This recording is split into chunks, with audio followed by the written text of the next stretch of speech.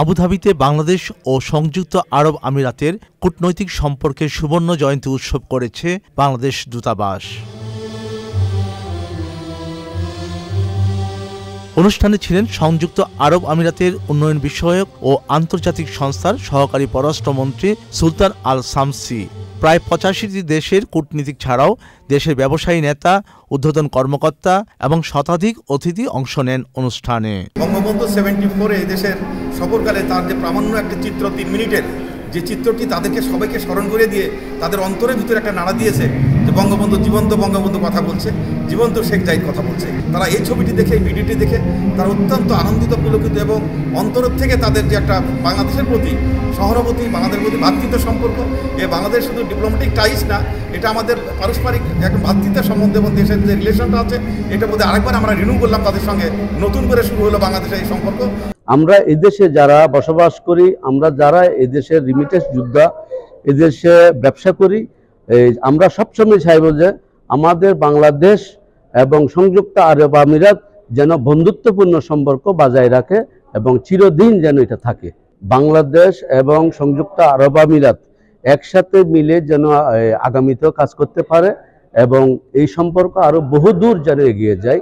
অন্যান্য ব্যবসায়িক প্রতিষ্ঠানের সাথে জনতা ব্যাংকও এখানে টিকে আছে এবং বাংলাদেশের সাথে ইউএইর যে কূটনৈতিক সম্পর্ক দিনের কালক্রমায় আরও জোরদার হবে বলে আমি আশা করি। বাংলাদেশের রাষ্ট্রদূত বক্তব্যে জাতির পিতা বঙ্গবন্ধু শেখ মুজিবুর রহমান ও তার পরিবারের সদস্য এবং মুক্তিযুদ্ধের শহীদদের স্মরণ করেন। আজকে বাংলাদেশ এবং ইউএইর কূটনৈতিক সম্পর্কের অন্যতম ভিত্তি হচ্ছে, অন্যতম পিলারই হচ্ছে আমাদের প্রবাসী বাংলাদেশি। এদেশে প্রায় 1 মিলিয়নের অধিক, 10 লক্ষের অধিক প্রবাসী বাংলাদেশিরা আছে।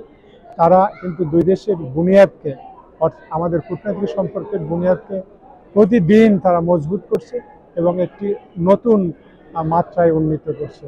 আশা করছি আগামী দিনগুলোতে আমাদের এই সম্পর্ক আরও বিকশিত হবে এবং কম্প্রিহেনসিভ পার্টনারশিপ পর্যায়ে পৌঁছাবে।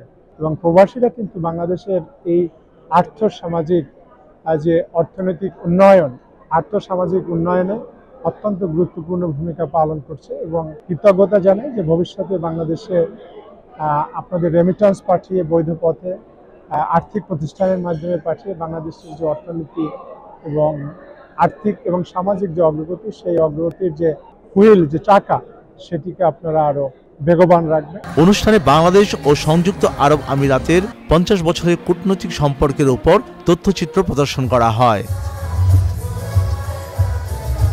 অনুষ্ঠানের দ্বিতীয় পর্বে বাংলাদেশের সংস্কৃতি তুলে ধরে সংযুক্ত আরব আমিরাতে বসবাসরত বাংলাদেশি শিল্পীরা গান ও নৃত্য পরিবেশন করেন।